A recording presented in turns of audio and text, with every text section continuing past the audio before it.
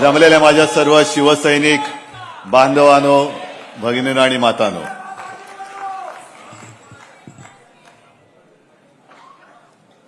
मला नाही वाटत की असं भाग्य दुसऱ्या कोणत्याही नेत्याच्या नशिबी लाभलं असेल.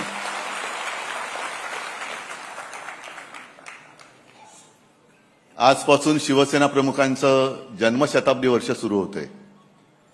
कदाचित कोणाचा गैरसमज होईल, 1926 ने 1927 हे त्यांचं जन्मवर्ष, म्हणजे पुढच्या वर्षी 100 पूर्ण होणार. आजपासून त्या जन्मशताब्दी वर्षाला सुरुवात झालेली आहे. आणि या सगळ्या काळामध्ये अनेक चढ उतार आपण सर्वांनी पाहिले, अनुभवले. मगाशी राज पण आला. आम्ही दोघांनी आमचं बालपण एकत्र गेलं. आणि एक गोष्ट खरी आहे की आम्ही वादळामध्ये खेळत मोठी झालेली मुलं आहोत. त्याच्यामुळे वादळाची कसं लढायचं हे आम्हाला कोणी शिकवण्याची गरज नाही. पण वादळाची जसं लढायचं असतं तसं वादळाची जबाबदारी खांद्यावरती पेलणं किती कठीण असतं हे ज्याच्या खांद्यावरती जबाबदारी येते त्यालाच ते कळू शकतं. आज आपल्याशी बोलताना ही सगळी वर्ष, तो सगळा काळ हा डोळ्यासमोरून जातोय. नेमकं कोणती गोष्ट सांगायची काही कळत नाही. एक गोष्ट नक्की की शिवसेना प्रमुख, म्हणजे मी नेहमी सगळ्यांना सांगतो की शिवसेना प्रमुख, हिंदू हृदय सम्राट हे सर्व जगासाठी. साहजिकच आहे, माझी ओळख माझे वडील म्हणून त्यांच्याशी पहिल्यांदी झाली. मा आणि साहेब, अर्थात साहेबांना चार चौघात आम्ही साहेब म्हणायचो. आमची वडील आणि मुलाचं नातं आणि ते नाव वेगळं होतं. अनेक जण मला आजही भेटतात आणि मला म्हणतात की कसं काय हो, कारण माझे आजोबा म्हणजे साक्षात जमदग्नीचा अवतार. असे आजोबा, त्याच्यानंतर असे वडील आणि त्यांच्या एकदम व्यक्तिमत्वाच्या विरुद्ध आमची मा. या सगळ्या वाटचालीत माचं सुद्धा योगदान फार मोठं आहे. कारण मा म्हणजे मागे एकदा नवलकर म्हणाले होते की समईची वात जी असते ना ती शांतपणाने जळत आजूबाजूचा परिसर उजळून टाकत असते. पण तिच्यातली जी आग असते, ती आग ती स्वतः सहन करत असते. तशी माझी मा ही शांतपणाने संपूर्ण घर सांभाळत होती. आम्ही तीनही मुलं, आम्हाला कुठेही बाहेर काय चाललंय याची जाणीव होऊ न देता आई म्हणून तिची एक वेगळी भूमिका ती पार पाडत होती. त्याच वेळेला शिवसेना प्रमुखांच्या सारखा एक पती, त्याचं घर सांभाळणं, प्रबोधनकारांची सून म्हणून त्यांना सांभाळणं, हे सगळं कसं काय होतं, काय झालं काही कळत नाही. आणि मग म्हणजे मी तुम्हाला सांगत होतो की अनेक जण आजही भेटतात आणि म्हणतात की बाळासाहेब आणि प्रबोधनकार म्हणजे काय हो, घरी तुमच्या काय कसं वातावरण होतं. म्हटलं तुम्हाला कल्पना नाही की प्रत्यक्षात हा माणूस कसा होता. राज मगाशी जे बोलताना सांगत होता, घरामध्ये आजोबा आणि वडील आणि आम्ही मुलं आणि नातवंड असंच ते नातं होतं. म्हणजे तुम्हाला आश्चर्य वाटेल की लहान असताना आपण, मला वाटतं बहुतेक सगळेच जण शाळेत जाताना पहिले काही दिवस आनंदाने गेलो अशी फार लोक थोडी असतील. कोण गेलेत का रे आनंदाने हसत असं शाळेत? कोणीच वाटत नाही. म्हणजे आता हसता म्हणजे कोणीच गेलेलं नाही. आणि मी पण तसाच होतो. आणि शाळेला दांडी मारायची असली तर मी माचा आधार नाही घ्यायचो, जाऊन बाळासाहेबांना घट्ट मिठी मारायचो. आणि मग त्यांच्या लक्षात राहायचं. मग मा पाठोपाठ यायची. मग विचार काय नाही, वेळ होत चालली, शाळेला जायचं अजून तयार होत नाही, जाऊ दे ग, एक दिवस शाळेत नाही गेलं तर काय होते. अर्थात त्यांच्यासाठी ते बरोबर होतं, कारण त्यांना स्वतःला आणि माझ्या आजोबांना सुद्धा परिस्थितीनुसार 7वी मध्ये शाळा सोडावी लागली. पण त्यांनी एवढं जे काही कर्तृत्व उभं केलंय की ते ठाकरे नाव पुसायला अनेक जण इकडे उतरतायत, पण अजून ते नावच पुसलं जात नाहीये. असं काय ते वेगळं रसायन होतं आणि त्यांची आम्ही वारसदार. मग त्याला घराणेशाही म्हणायचं तर घराणेशाही म्हणा, मला त्या घराणेशाहीचा आणि घराण्याच्या परंपरेचा अभिमान आहे आणि माझं भाग्य आहे ते. आता त्यांना म्हणजे जे विरोधक आहेत त्यांना त्यांच्या वडिलांचं नाव घ्यायला लाज वाटते, तर मी काही करू शकत नाही. आणि जेव्हा आपण महाराष्ट्राचा विचार करतो, महाराष्ट्र धर्माचा विचार करतो, तेव्हा जर का इतिहास बघितला म्हणजे अगदी फार शिवाजी महाराज त्यांच्याही आधी जर का आपण बघितलं तर गद्दारी हा विषय का आजचा नाहीये. गद्दारी हा विषय पूर्वापार चालत आलेला आहे, तो आपल्याला एक शापच लाभलेला आहे. आणि जर का असा विचार केला की जेव्हा विजय अशक्य असतो तेव्हा आपला शत्रू गद्दारांची मदत घेत असतो. आणि गद्दारी जर का आजपर्यंत भगव्याशी झाली नसती तर अतिशयोक्ती वाटेल, पण या महाराष्ट्राने जगाचा इतिहास बदलून दाखवला असता. वाईट कसलं वाटतं की आपल्यामध्ये ती एक म्हण आहे आणि त्या म्हणीची पहिली गोष्ट तुम्हाला सांगतो की एक मोठं वृक्ष असतो, मोठं झाड असतं, किती वर्षाचं असेल म्हणजे आता जसं शिवसेना यावर्षी 60 वर्षाची होईल, 60 वर्षाचं झाड सुद्धा फार मोठं असतं. एक मोठं झाड असतं जंगलामध्ये, अनेक वर्ष अनेक पिढ्या त्याच्यावरती पक्षी घरटी करत असतात. त्या पक्ष्यांच्या अनेक पिढ्या त्या झाडाच्या अंगा खांद्यावरती जन्माला आलेल्या असतात, मोठ्या झालेल्या असतात. अनेक काही प्राणी असतात, काही साप पण असतात, खारी असतात.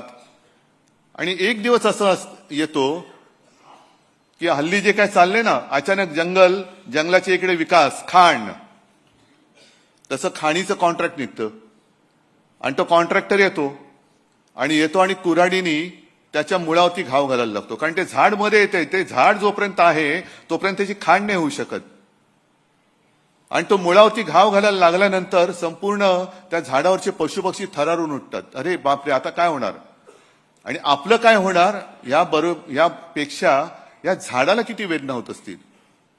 मग त्यातले काही पक्षी त्या झाडाशी संवाद करतात की अरे दादा, तुला खूप वाईट वाटत असेल ना, यातना होत असतील ना रे. ते झाड म्हणते यातना होत आहेत, ते घाव बसतायत, त्याच्या यातन्या वेगळ्या आहेत, पण हा जो कॉन्ट्रॅक्टर, हा जो व्यापारी आलेला आहे, व्यापारी, तो ज्या कुऱ्हाडीने माझ्या मुळावरती घाव घालतो त्या कुऱ्हाडीचा दांडा सुद्धा माझ्या लाकडापासून बनवला गेलाय, त्याचं जास्त दुःख होतंय. ते कुऱ्हाडीचा दांडा, गोतास काळ, हे असे सगळे कुऱ्हाडीचे दांडे, आपलेच दांडे आपल्या मुळावरती घाव घालण्यासाठी हे दोन व्यापारी वापरतायत. काय आपल्याला राग येतोय? नाही येते. मुंबईची लढाई तुम्ही चांगली लढलात, म्हणजे आज सुद्धा सगळेजण हळहळतायत. सगळ्या जणांनी आजही मला आणि आपल्याला सगळ्यांना ज्या प्रतिक्रिया येत आहेत देशभरातून येत आहेत की लढाई तुम्ही फार उत्तम पद्धतीने लढलात. जो एक आभास किंवा जे चित्र निर्माण केले गेलं होतं की आता बस संपली, शिवसेना संपली, ठाकरे नाव पुसून टाकणार, त्यांना तुम्ही रोखलत. आणि हे महाराष्ट्र फक्त करू शकतो, हे फक्त महाराष्ट्र करू शकते. आणि मग असा विचार करा की यांना ठाकरे म्हणजे तो झाड का तोडायचंय, कारण तोपर्यंत त्यांची खाण होत नाहीये. संपूर्ण महाराष्ट्र यांना जो काही पादाक्रांत वेगळ्या पद्धतीने करायचा आहे, गिळायचं आहे, महाराष्ट्र गिळायचं आहे. आणि आपल्याला आपण ही लढाई कशी दिली, यावेळेला पहिल्या प्रथम मुंबईमध्ये सुद्धा पैशाचा वापर केला गेला. अनेक ठिकाणावरनं माझ्याकडे ज्या काही तक्रारी आल्या, दार बंद असलं तर दाराच्या खालच्या फटीतनं लिफाफे फेकले गेले, आतमध्ये पैसे भरलेले लिफाफे. विकत घेताय तुम्ही महाराष्ट्र? मत विकत घ्याल, पण मन कसं विकत घ्याल? आणि जी जिवंत मन आहेत ती आज सुद्धा माझ्या भगव्यासोबत, शिवसेना प्रमुखांच्या शिवसेनेसोबत आहेत, हे परत तुम्ही दाखवून दिलेलं आहात. हीच आपली ताकद आहे. कोण आहोत आम्ही? ठाकरे म्हणजे कोण आहोत? पुसून टाका नाव ठाकरे. बघा आयुष्यामध्ये काय होतंय.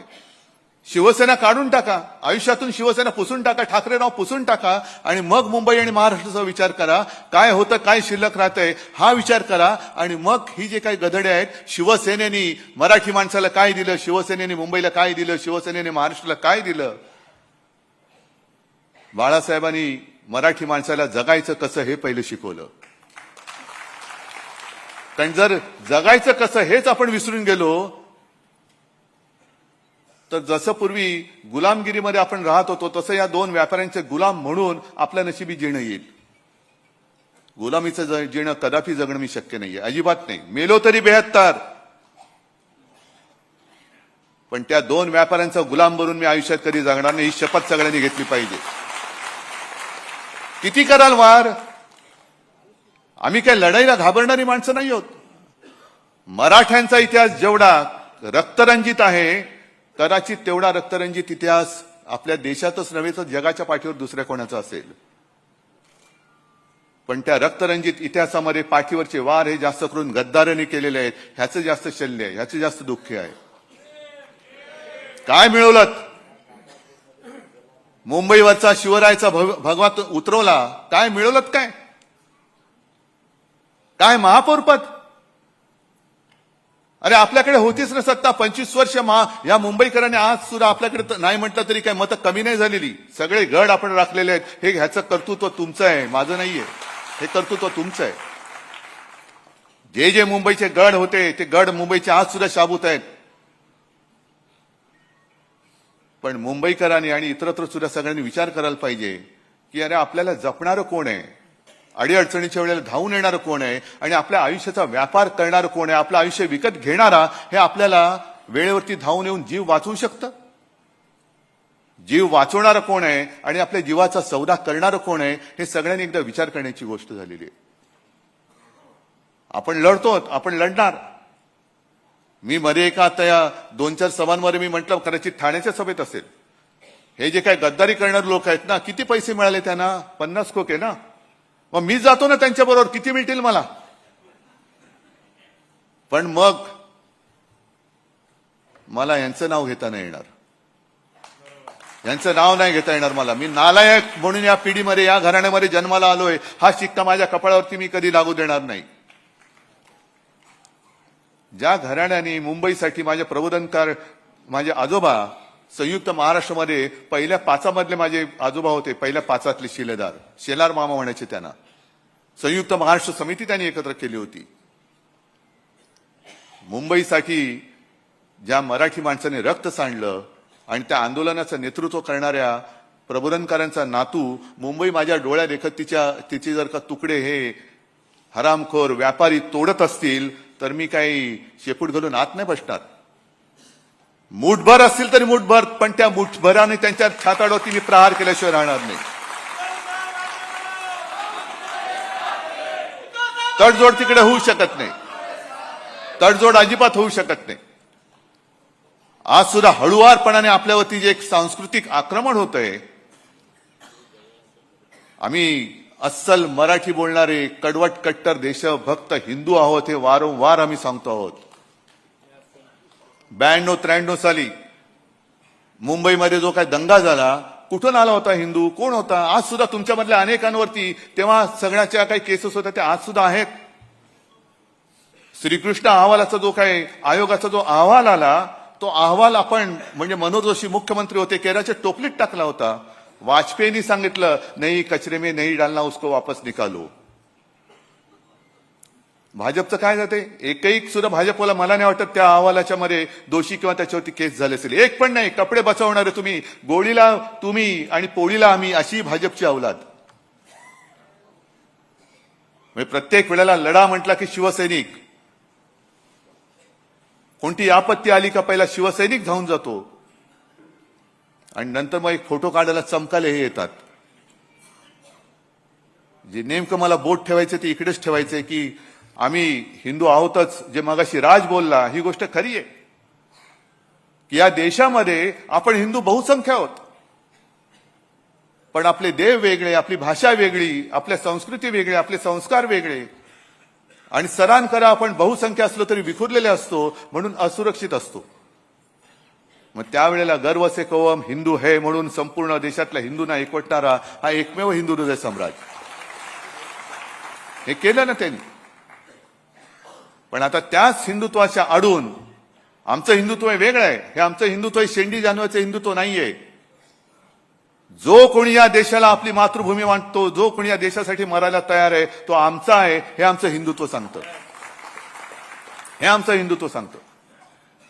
पण आज हळुवारपणाने जो काही एक आक्रमण, पहिली हिंदीची सक्ती, त्याच्यानंतर आपण जे एक सुरुवात केली होती, मी मुख्यमंत्री असताना सगळेजण झाडून मंत्रालयातले सगळे पहिला फोन उचलल्यानंतर जय महाराष्ट्र बोलायचे. आज जय महाराष्ट्राला सुद्धा धोका निर्माण झालेला आहे. अनेक भगवे आता फडकायला लागलेले आहेत. नेमका कोणता भगवा? सगळेच भगवे, वेगवेगळे भगवे फडकतायत, वेगवेगळे उद्घोष सुरू झाले. आपल्या लोकसभेच्या गाण्यामधला जय भवानी जय शिवाजी हा शब्द काढायला सांगत होते. का? आम्ही महाराष्ट्रामध्ये सगळ्यात उच्च स्वराने म्हणू तो जय भवानी जय शिवाजी आणि जय महाराष्ट्र हे आजपासून परत सुरू करा. अभिमानाने बोला जय महाराष्ट्र. आणि आवाज असा घुमला पाहिजे की समोरचा जो आपल्यावरती त्याचं संस्कृती लादणारा असेल, जागेवरतीच त्याचं जे काय व्हायचं ते झालं पाहिजे. जय महाराष्ट्र हे आजपासून जोरात सुरू करा. एकमेकाला भेटल्यानंतर अरे आम्ही सुद्धा जय जय रघुवीर समर्थ बोलणारे समर्थ रामदास सुद्धा आमचेच होते ना, मनाचे श्लोक त्यांनीच शिकवले आम्हाला. महाराष्ट्रामध्ये जेवढे हिंदुत्व जपणारे साधू संत झाले तेवढे इतर प्रांतात झाले असतील तर आनंद आहे. पण आम्हाला जेवढी संस्कृती आणि एक सांस्कृतिक इतिहास आहे, संस्कार आहेत, त्याच्यामुळे आम्हाला कोणी काही संस्कार शिकवण्याची काही गरज नाहीये. हिंदुत्व शिकवण्याची तर काही कोणी अजिबात गरज नाहीये. लढायचं कसं तर आम्हाला शिकवूच नका, कारण आमच्या रक्तामध्ये लढाच आहे. सदांकदा आम्ही लढतच राहिलेलो आहोत. शिवसेनेचा जन्म हा सत्तेसाठी नाही झालेला, तर मराठी माणसाच्या भूमिपुत्रांसाठी न्याय हक्कासाठी लढणारी शिवसेना म्हणून आपला जन्म झालेला आहे. सत्ता येते आणि सत्ता जाते, पण एकदा जर का नाव गेलं तर मग परत कधी मिळणार नाही. आम्ही त्या नावाला जपणारी माणसं आहोत. शिवसेना ह्या वलयाला मी कोण आहे, काय असं माझं आहे. मला माहिती आहे की मी कधी कधी सांगतो की शिवसेना प्रमुखांपेक्षाही काकणभर जास्त प्रेम तुम्ही माझ्यावरती करता, आदित्यवर करता. का? कारण मी शिवसेना प्रमुखांचा मुलगा आहे, याला जपला पाहिजे. हा शिवसेना प्रमुखांचा नातू आहे, याला जपला पाहिजे, म्हणून तुम्ही अधिक आमची काळजी घेता. नाही तर आमचं कर्तृत्व काय? पण त्या कर्तृत्व नसलं तरी सुद्धा मगाशी मी जे काय बोललो त्या जबाबदारीची मला पूर्ण जाणीव आहे. वादळात खेळत मी मोठा झालेलो आहे, पण वादळाची जबाबदारी, तुमच्या सगळ्यांची जबाबदारी माझ्या खांद्यावर घेऊन मी पुढे जातोय. ठीक आहे, एका निवडणुकीमध्ये आपल्या मनासारखं नसेल झालं, पण तरी सुद्धा आज एक थोडक्यामध्ये निसटता पराभव आपला झालाय. आज आपली एक चांगली ताकद महापालिकेमध्ये गेलेली आहे. इतर ठिकाणी सुद्धा निवडणुका होत आहेत. एक निवडणुका, आता निवडणुका जिंकण्याचं तंत्र त्यांनी एक विचित्र पद्धतीने अवलंबलेलं आहे. यावेळेला आपल्या मुंबईमध्ये ईव्हीएमच्या बरोबर ते व्हीव्हीपॅटचं मशीनच काढून टाकलं. म्हणजे आपण नेमकं मतदान कोणाला करतो आहोत हेच आपल्याला कळत नाही. आता आजही तक्रार येत आहेत की आम्ही बटन दाबलं तिकडे दिवा नाही पेटला. बरी मशीन सुद्धा वापरली म्हणजे हा सगळं मी काही खापर नाही फोडत कोणावर. पण याला लोकशाही म्हणायची का? याला लोकशाही मानायचं का?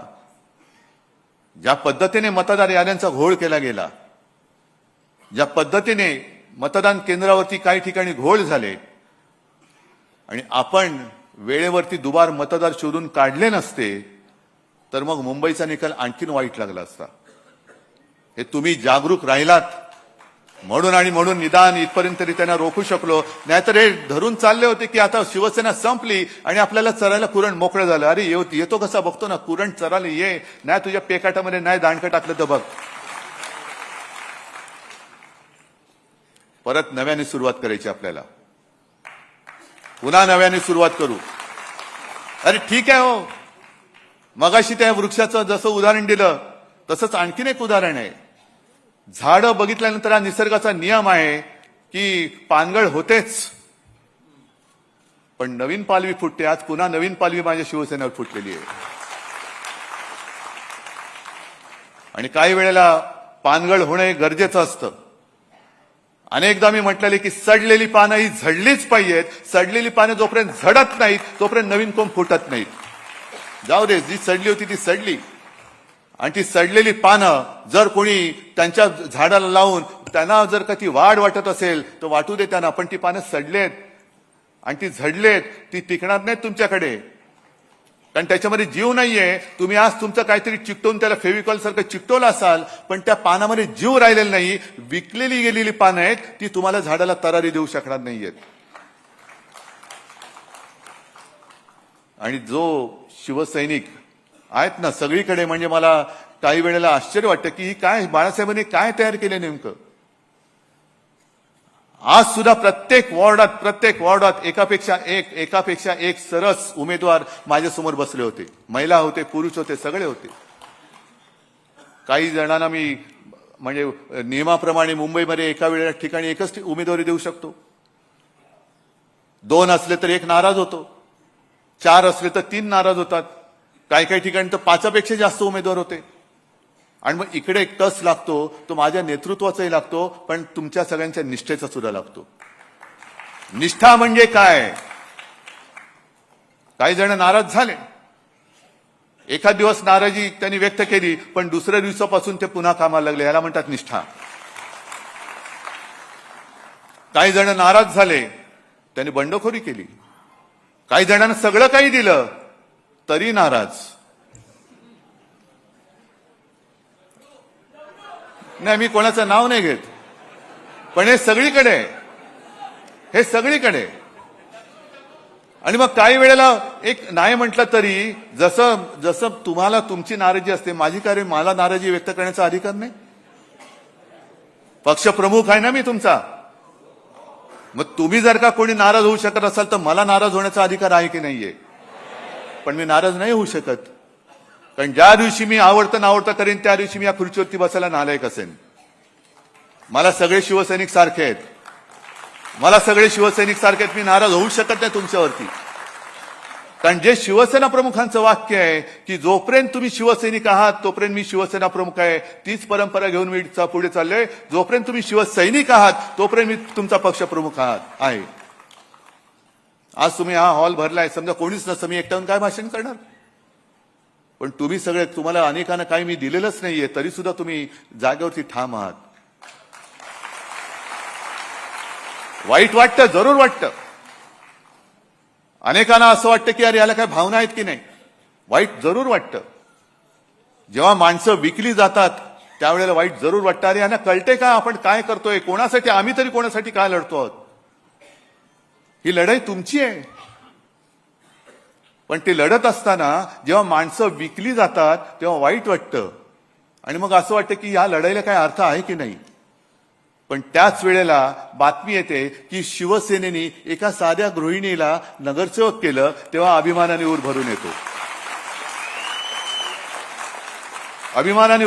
अरे नाही, आहे जिवंत आहे तो बाळासाहेबांचा शिवसैनिक आज सुद्धा जिवंत आहे. हे त्या विजयावरनं, म्हणजे 100 पराभव झाले तरी तो एक विजय जो असतो ना तो खूप मोठा सुख देऊन जातो. आणि असं आपलं हे कुटुंब आहे. शिवसेना हा केवळ राजकीय पक्ष नाहीये. आणि भाजपला जर का असं वाटत असेल की शिवसेना ते संपवतील, शिवसेना तुम्ही संपू शकत नाही. कारण शिवसेना हा पक्ष नाही, शिवसेना हा विचार आहे. शिवसेना हा भूमिपुत्रांचा अंगार आहे. आणि शिवसेना म्हणजे अन्यायग्रस्तांच्या हृदयामध्ये पेटलेली मशाल आहे. ती तुम्ही विझवू शकत नाही, अजिबात विझवू शकणार नाही. आज तुम्ही सगळेजण आलात. आज देसाई साहेबांनी जो कार्यक्रम जाहीर केला तो फार मोठा आहे. आजपर्यंत जे कोणी विचारतात त्या प्रश्नाला मी काही उत्तर द्यायला बांधील नाहीये. पण शिवसेनेने मराठी माणसासाठी काय केलं हे पहिलं प्रश्न विचारणाऱ्याने स्वतःला विचारावं आणि मग आम्हाला विचारावं तू काय केलंस आणि आम्ही काय करतोय. मुळामध्ये शिवसेना नसती तर यांना महापालिका मंत्रालय दिसलंच नसतं. हे पहिलं शिवसेनेचं कर्तृत्व आहे. पण मला त्यांच्यात जायचं नाहीये. नवीन जी काय क्षेत्र येत आहेत त्या क्षेत्रामध्ये आपल्या तरुण तरुणींना कसं रोजीरोटी उपलब्ध करून देता येईल हे शिवसेनेचं काम आहे. कारण निवडणूक येते, निवडणूक जाते, पण 80% समाजसेवा आणि 20% राजकारण हे 80% समाजसेवेचं काम हे आज देसाई साहेबांनी सांगितलं. म्हणून हळदणकरजी आणि भडकमकरजी तुम्हाला खास धन्यवाद देतोय की तुम्ही नवीन जे क्षेत्र आहे लॉजिस्टिक म्हणजे हिंदी पिक्चरमध्ये म्हणतात ना, इधर का माल उधर, उधर का माल इधर, तसं नाहीये ते, पण ते जे काय सगळं रजिस्ट्रेशन असतं काय असतं हे फार मोठं क्षेत्र आहे आणि त्याच्यामध्ये हजारो रोजगार उपलब्ध आहेत. पण कोण बघते तिकडे? आपलं लक्षच नाही, कारण आम्हाला निवडणुका लढायच्या आहेत. याला फोड त्याला फोड त्याला फोड. मराठी माणूस जगला काय मेला काय? मेला तर दुसरा आहे, दुसरा आहे तर तिसरा आहे. आम्हाला निवडणूक जिंकायची आहे. पण शिवसेनेचा जन्म हा घरातली चूल पेटवण्यासाठी झालेला आहे. शिवसेनेचा जन्म हा घरं पेटवण्यासाठी झालेला नाही, तर घरातली चूल पेटवण्यासाठी झालाय. म्हणून शिवसेना हे पाऊल टाकते आणि तो कार्यक्रम विस्ताराने सामनामध्ये येईलच. नोंदणी कुठे करायची, काय कुठे करायची, वर्ग कसे सुरू होतील, या सगळ्या गोष्टी त्याच्यामध्ये येतील. पण आज शिवसेना प्रमुखांचे जन्मशताब्दी वर्ष सुरू होताना मला तर खात्री आहे की ते आपल्याकडे वर्ण बघतायत किंवा कदाचित आपल्यात असतीलही, आपल्यात असतील आणि ते आपली परीक्षा घेत आहेत. अरे माझं आयुष्य मी तुमच्यासाठी वाहून टाकलं, काय केलं माझ्या आयुष्याचं हे सांगा. आणि तेव्हा आपल्याला ताठवानेने उत्तर देता आलं पाहिजे की बाळासाहेब, मी कधी तुम्ही जी निष्ठा मला शिकवली त्या निष्ठेचा मी बाजार नाही मांडला, कधी निष्ठेचा बाजार नाही मांडला. ठीक आहे, गद्दार गेले, एक गद्दार गेला असेल त्याची जागा 4 निष्ठावंतांनी घेतले, हे आपल्याला पुढच्या काळात दाखवून द्यायचंय. आणि तुम्ही सगळे निष्ठावंत महाराष्ट्रामध्ये, पुन्हा मी काय आदित्य काय सगळे नेते आम्ही फिरणार की मुंबईमध्ये सुद्धा शाखांमध्ये मी परत जाणार आहे.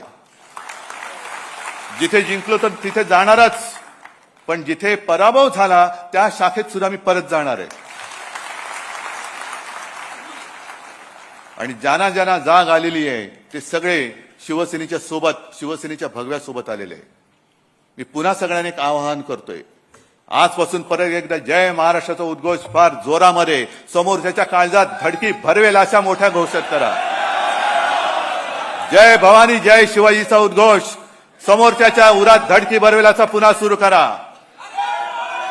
हर हर महादेवचा उद्घोष समोरच्या विरोधकांच्या उरात धडकी भरवेल असा पुन्हा सुरू करा. हा आपला महाराष्ट्र धर्म आहे. आम्ही हिंदुत्व जपणारे अस्सल मराठी आहोत. आणि जर तेव्हा छत्रपती शिवाजी महाराज जन्माला आले नसते तर आजचे हे वळवळणारे नव हिंदुत्ववादी वळवळाला शिल्लक राहिले नसते. म्हणून त्या शिवराय आमचं दैवत आहे. त्या शिवरायाची शपथ घेऊन आपल्याला महाराष्ट्र धर्म आणि आपला देश हा वाचवायचा आहे आणि ते वाचवण्याचं पवित्र काम आपण केल्याशिवाय राहणार नाही. ही शपथ या जन्मशताब्दीच्या वर्षांनी घेऊया आणि पुढची वाटचाल चालूया.